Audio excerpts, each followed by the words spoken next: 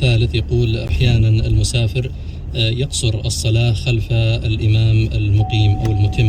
شیخ سعد خسلان سے پوچھا جا رہا ہے کہ اگر امام مقیم ہو اور مسافر اس کے پیچھے نماز پڑھے تو کیسے مکمل کرے؟ إمام مقيم يجب عليه أن يتم صلاته، وهذا هو القول الراجح وهو المختار عند الكثير من المحققين من أهل العلم، ويدل لذلك قول ابن عباس رضي الله عنهما لما سئل ما بال المسافر إذا صلى وحده صلى ركعتين وإذا صلى خلف المقيم صلى 4، قال تلك السنة. عبداللہ ابن عباس رضی اللہ تعالیٰ عنہ کا قول نقل کر رہے ہیں ڈاکٹر سعد الخسلان. انہوں نے فرمایا کہ اگر مقیم امام کے پیچھے مسافر نماز پڑھتا ہے، مسافر اگر الگ نماز پڑھتا ہے تو وہ 2 رکعت 4 رکعت والی نمازوں کو 2 رکعت کرے گا، اور اگر مقیم مسافر کے پیچھے امام مقیم ہے اور مسافر مقتدی ہے تو ایسی صورت میں مقیم پوری پڑھے گا اور مسافر بھی پوری پڑھے گا.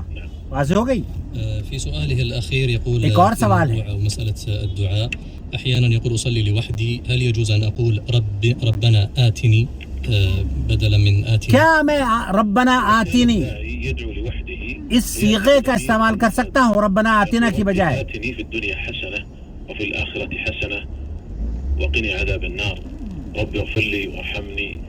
بالکل کر سکتا ہے، لأن هذا هو مقتضى اللغة العربية، کیونکہ عربی زبان کے مطابق اس نے جمع کا صیغہ نہیں اختیار کیا ہے، اپنے لیے دعا مانگ رہا ہے اور نہ ہی قرآن کریم کی آیت وہ پڑھ رہا ہے ربنا آتنا فی الدنیا حسنہ وفی الآخرۃ حسنہ وقنا عذاب النار.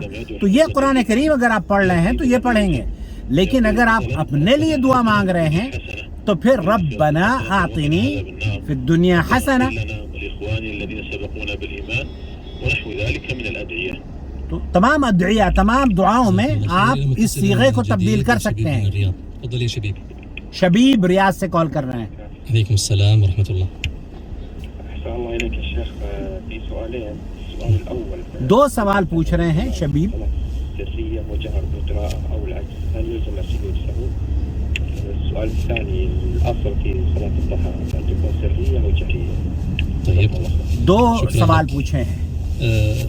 شكرا لك يا شبيب. يسأل يا شيخ سعد عن إذا سهى الإمام في السرية وقرأ جهرا هل يسجد اگر امام بھول کر سری نماز میں جہری قرأت کر لے سرية وجهر بالتلاوة فلا يلزمه أن يسجد للسهو. لا يلزمه أن يسجد للسهو. إنما ترك أمرا مستحبا، یہ مستحب اس نے چھوڑا ہے، اس پر سجدہ سہو نہیں ہے. لكن مع ذلك لو سجد للسهو فلا بأس بهذا. اور اگر وہ سجدہ سہو کر لیتا ہے تب بھی کوئی حرج نہیں. الاتيان بها مشروع، فلو سجد فإن هذا مشروع. لیکن واجب اگر چھوڑتا ہے پھر اس پر سجدہ سہو ہے اگر اس نے اس سے کوئی غلطی ہو گئی ہے یا شک اور شبہ کا شکار ہے. وكذلك العكس إن صلى الجهرية سرية. نعم وكذلك العكس. وكذلك العكس اگر جہری نماز خاموشی سے پڑھ لے کوئی حرج نہیں ہے. صلاة الضحى تكون سرية لأنها صلاة النهار. چاشت کی نماز صبح جو پڑھی جاتی ہے وہ سری نماز ہے. أنها تكون سرية إلا ما وردت السنة بكونه جهرا كصلاة الجمعة مثلا. جمعے کی نماز جو سنت سے ثابت ہے وہ جہری نماز ہے. سرية كما في صلاة الظهر والعصر. ظہر اور عصر دن کی جو نمازیں ہیں وہ تكون سرية. جزاكم الله خير. إلى الجوف ومعنا الأخت زينة. تفضلي يا زينة الجوف سے کال کر رہی ہیں. عليكم السلام ورحمة الله. سؤال واحد إذا ممكن. تفضلي. ایک سوال ہے زینہ کا. الجوف سعودی عرب کا ایک مشہور شہر ہے. هذه إحدى الأخوات نذرت أن تعتمر تسوي عمرة. نعم رفض زوجها، فيعني هل في هذه الحالة تقدم طاعة الزوج؟ عورت نے نظر مانی تھی کہ وہ عمرہ کرے گی لیکن اس کے شوہر نے منع کر دیا کہ میں نہیں لے کر جاؤں گا. حددت العمرة وقت معين. کیا ایک وقت مقررہ پر عمرہ کرنے کی نیت کی تھی، منت مانگی تھی. تعمل عمرہ نیت کی تھی کہ عمرہ کروں گی. تفضل يا شيخ. هذا نذر طاعة. هذا نظر الطاعة.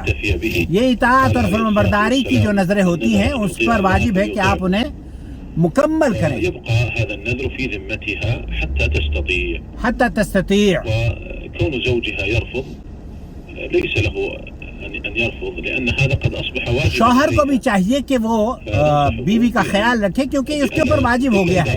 أن يكون محرما لها ويذهب بها تو ويعتمر بها بطور محرم اس ساتھ جا کر اس کے ساتھ تعاون کرے اور جب وقت ملے تو اس منت کو پورا کر لے. كأخيها مثلا آپ اپنے بھائی کے ساتھ بھی جا سکتی ہیں, والد کے ساتھ بھی جا سکتی ہیں, لأن هذا قد أصبح واجبا عليها بالنذر. کیونکہ یہ آپ نے اپنے اوپر واجب کر لیا ہے. الأخت الكريمة إن هذه العمرة باقية في ذمتك لأن هذا النذر نذر طاعة يجب الوفاء به فتأتين بهذه العمرة متى تيسر لك. آپ عمرہ تب کر لیں جب آپ کو میسر ہو. وما أرسلنا من قبلك إلا رجالا نوحي إليهم فاسألوا أهل الذكر إن كنتم لا تعلمون. بالبينات والزبر وأنزلنا إليك الذكر لتبين للناس ما نزل إليهم ولعلهم يتفكرون. أفأمن الذين مكروا السيئات أن يخسف الله بهم الأرض أو يأتيهم العذاب من حيث لا يشعرون.